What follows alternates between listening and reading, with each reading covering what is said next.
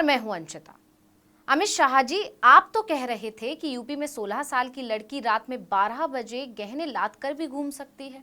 योगी और बीजेपी के राज में उत्तर प्रदेश इतना सुरक्षित हो गया है, लेकिन लगता है आपने ये भाषण देने से पहले अच्छे से जांच पड़ताल नहीं की थी। कोई भी त्योहार हो, छठ का हो, दीपावली का हो, 16 साल की बच्ची गहने लादकर स्कूटी पर रात को 12 बजे भी यूपी की सड़कों पर निकल सकती है, कोई डर का। ये परिवर्तन केवल और केवल भारतीय जनता पार्टी कर सकती है। मोदी, क्योंकि जौनपुर की ये घटना तो यूपी में सुरक्षा व्यवस्था को लेकर एक अलग ही कहानी कह रही है। नरेंद्र मोदी इधर लाल किले पर नारी सम्मान का जुमला उछाल रहे थे, उधर उनके नेतृत्व में चल रहे डबल इंजन वाले उत्तर प्रदेश की सरकार में बेटियों को रौंदने वाले दरिंदे कानून की छाती पर डिस्को डांस कर रहे थे। और ये सारे के सारे हिंदू हैं, ऊंची जाति के हिंदू, रामराज की पताका लहराने को बेचैन हिंदू, जो राष्ट्रवाद का सर्टिफिकेट बांटते फिरते हैं। यूपी के जौनपुर से सामने आई घटना ने रोंगटे खड़े कर दिए हैं। एक बच्ची चीख चीख कर मदद की गुहार लगाती रही, लेकिन दरिंदों ने उस पर रत्ती भर भी रहम नहीं किया। सीएम एन बीरेन सिंह के डबल इंजन वाले राज्य में हुई हैवानियत अभी लोग भुला नहीं पाए हैं कि डबल इंजन सरकार के एक और राज्य से दिल दहला देने वाली घटना सामने आ गई। जौनपुर में बहुजन लड़की से दरिंदगी का वीडियो सामने आया है। इसमें 6 लड़के उसके साथ जबरदस्ती कर रहे हैं, उसके शरीर के साथ छेड़छाड़ कर रहे हैं, कपड़े फाड़ रहे हैं। वीडियो में दिख रहा है कि कैसे मासूम लड़की खुद को बचाने के लिए छटपटा रही है। वो चिल्ला रही है कि पापा बचाओ, पापा बचाओ, हाथ जोड़ रही है कि किसी तरह तो इन हैवानों को उस पर रहम आ जाए। लेकिन डबल इंजन सरकार के दम पर उछलने वाले दरिंदों ने उसकी एक ना सुनी। अब यहां गौर कीजिए कि इस घटना को भी उसी तरह दबाने की कोशिश की गई जैसे कुकी महिलाओं के साथ हुई दरिंदगी को छिपाया गया था। ऐसा हम इसलिए कह रहे हैं क्योंकि यह घटना 14 अगस्त की रात की है, लेकिन इसका वीडियो आता है 2 दिन बाद, यानी कि 16 अगस्त को। यानी कहा जा सकता है कि डबल इंजन की सरकार वाले राज्यों में घटनाओं को दबाने का काम बहुत अच्छे से हो रहा है। जबकि मोदी जी तो कहते हैं कि डबल इंजन की सरकार लाओ जिससे विकास रूपी रेलगाड़ी तेजी से चलेगी, लेकिन माननीय प्रधानमंत्री जी, डबल इंजन सरकार वाले राज्यों में तो सिर्फ हादसे, घटनाएं और फसाद ही हो रहे हैं। यहां ना महिलाएं सुरक्षित हैं, ना ही अल्पसंख्यक। ये कैसा विकास हो रहा है? घटना के बारे में आप सुन लेंगे तो सेहर उठेंगे। जौनपुर के पास मछली शहर तहसील के एक गांव में पीड़िता अपने परिवार के साथ रहती है। मां ने कोतवाली में तहरीर देकर आरोप लगाया है कि 14 अगस्त की रात में पति और बेटी के साथ घर के बरामदे में चारपाई पर सो रही थी। आधी रात गांव के 6 युवक घर में घुसे, उनसे हमारी पुरानी रंजिश भी है। बेटी को बेहोश किया और उठाकर गन्ने के खेत में ले गए। पीड़िता की मां ने बताया कि बेटी के चिल्लाने की आवाज सुनकर मैं और मेरे पति और गांव वालों के साथ मौके पर पहुंचे, लेकिन तब तक सभी आरोपी फरार हो गए। हम लोगों ने लोकलाज के चलते आरोपियों के खिलाफ शिकायत नहीं की थी। अक्सर ऐसा ही होता है, लोकलाज के चलते माँ बाप शिकायत नहीं करते हैं, इसलिए घटनाएं सामने नहीं आती हैं। यानी कि घटनाओं में कोई कमी नहीं आई है, बल्कि शिकायतें नहीं हो रही हैं। इससे पता चलता है कि लोगों का कानून व्यवस्था से विश्वास ही उठा हुआ है। वो जानते हैं कि न्याय मिलेगा नहीं, बदनामी ज्यादा हो जाएगी। और किसी राज्य की जनता की ये सोच उस राज्य की सरकार की नाकामी का सबूत है।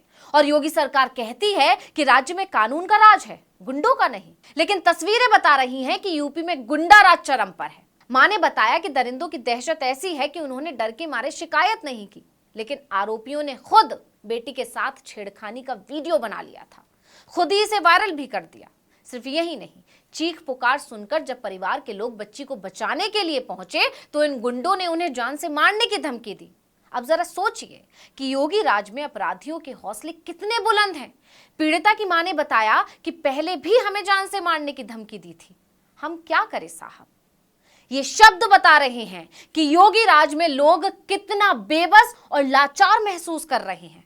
आपको बता दें कि उन गुंडों से पीड़ित परिवार की पुरानी रंजिश है। दरअसल 1 साल पहले पीड़िता के घर के बाहर ही ये गुंडे शराब पीकर गाली गलौज कर रहे थे। जब इन्हें ऐसा करने से मना किया गया तो इन्होंने लोहे की रॉड से हमला कर दिया। पीड़ित परिवार ने इसकी शिकायत जौनपुर पुलिस से की थी, लेकिन कोई सख्त एक्शन नहीं लिया गया। नतीजा ये हुआ कि इन गुंडों ने इस घिनौनी घटना को अंजाम दिया। अगर पुलिस ने सही से कार्यवाही की होती तो इन गुंडों, दरिंदों, हैवानों के हौसले इस कदर ना बढ़े होते। इस घटना ने लोगों को झकझोर दिया है। लोग अमित शाह से अब सवाल कर रहे हैं कि गृह मंत्री जी, यूपी में तो लड़की अपने घर के अंदर भी सुरक्षित नहीं है। गुंडों के हौसले इतने बुलंद हैं कि बेखौफ होकर वो घर में अंदर घुसते हैं, लड़की को बेहोश करते हैं और उठा ले जाते हैं। परिवार वालों को जान से मारने की धमकी खुलेआम देते हैं और आप दावा करते हैं कि यहाँ लड़कियां गहने लाद कर 12 बजे भी घूम सकती हैं। कोई भी त्योहार हो, छठ का हो, दीपावली का हो, 16 साल की बच्ची गहने लादकर स्कूटी पर रात को 12 बजे भी यूपी की सड़कों पर निकल सकती है, कोई डर का। जबकि असलियत यह है कि यहां सिर्फ गुंडों का बोलबाला है। इससे पहले बरेली का भी एक मामला सामने आया था, आपको याद भी हो, जहां दबंगों ने एक बहुजन को इतना पीटा कि उसकी जान चली गई। उन दबंगों की हैवानियत यहीं खत्म नहीं हुई थी। उन गुंडों ने उस बहुजन की पत्नी के साथ दुष्कर्म भी किया। आप जानते हैं उस बेचारे का कसूर क्या था? क्यों उसके साथ इतनी दरिंदगी हुई? उससे सिर्फ इतनी सी गलती हुई थी कि उसने उन हैवानों को लड्डू नहीं खिलाए थे। ये हाल है योगी के उत्तर प्रदेश का। उस घटना के बाद अब जौनपुर से आई इस घटना के सामने आने के बाद योगी सरकार की जमकर आलोचना हो रही है। हर कोई सरकार पर सवाल दाग रहा है। वहीं भीम आर्मी चीफ चंद्रशेखर आजाद ने भी ट्वीट किया। उन्होंने लिखा कि बेटी बचाओ की बात करने वाले मुख्यमंत्री जी, सुन सकते हो? सुनो, आपके ही शासनकाल में बेटी कह रही है पापा बचाओ। उन्होंने लिखा, घटना के बाद पुलिस का बयान घटना गाली गलौज व छेड़खानी की है, बहुत कुछ संदेश दे रहा है और जांच चल रही है। सच ये है, अगर वो बहादुर बेटी अपने लिए खुद ना लड़ती तो शायद आज देश बेटी की तस्वीर पर माला अर्पण कर कैंडल मार्च निकाल रहे होते, बेटी को न्याय दिलाने के लिए। आखिर बेटियां कब सुरक्षित होंगी हमारे देश में? क्या सरकारों के पास इसका कोई जवाब है या बस दूसरी घटना का इंतजार कर रही है सरकार? निशब्द। अब ये तो चंद घटनाएं हैं। ऐसी घटनाएं यूपी से सामने आती रहती हैं और कई घटनाओं की तो शिकायत ही नहीं होती, क्योंकि वहां की जनता को योगी की पुलिस पर भरोसा ही नहीं है। उन्हें भरोसा ही नहीं है कि उन्हें न्याय मिल पाएगा। इस वीडियो में इतना ही। आपसे अनुरोध है कि यूट्यूब पर हमारे चैनल आर्टिकल 19 इंडिया को सब्सक्राइब कीजिए, फेसबुक पर लाइक कीजिए और कमेंट करके बताइए आपको हमारा ये वीडियो कैसा लगा। आने वाले दिनों में हम और किन मुद्दों पर वीडियो बनाएं ये भी जरूर बताइएगा। ट्विटर हैंडल है आर्टिकल 19 _ इंडिया, इसको भी फॉलो कर लीजिए। नमस्कार।